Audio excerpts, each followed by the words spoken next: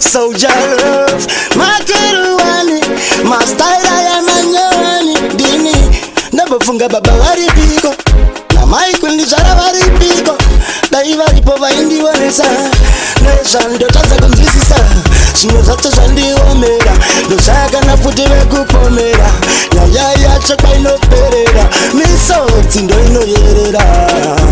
Shime sache daiva ripo vaigona kungo batira varipu.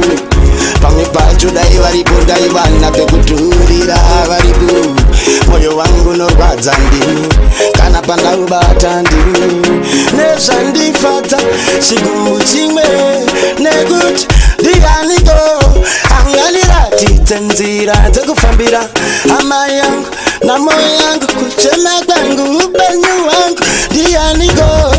Angalirati tenzira tekufambira ama yangu na moyo yangu kuchema kwangu upenyu wangu. Beza bandagarwara nepai banaskele nekarara ervuti netombo shalira mahara ndafara magitari abadara asika muzini wenzira yeparuware ndotena natsika natora nerugare asika mindakachitangira kumbare magitare ninaningasare nomemazano varume tinotsakana pamaradzano kuchena misodzi yeropa kana iri ngozi yudzengo iripa ende mvuli nchavara pasi ndini.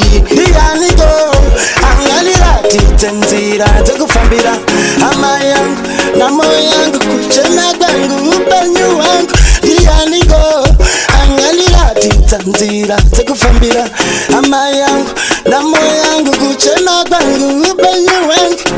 Ruti wangu ruripi, sisi wangu waripi, sikuru wangu waripiko, diva wangu piko.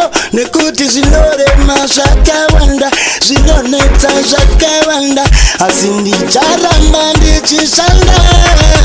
Dianiko angalirati tenzira tekufambira ama yangu na moyo yangu kuchema kwangu upenyu wangu.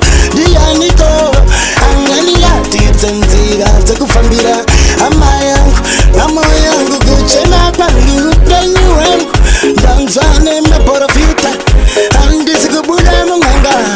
Dayeta kilodu mapasta ende asisi kushanda. Mari wangu pindirai dachema imidairai dachema misaterandia. Dianiko angalirati tenzira tekufambira ama yangu na moyo yangu kuchema kwangu upenyu wangu.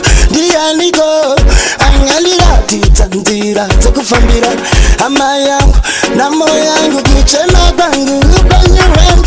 Dianiko angalirati tenzira tekufambira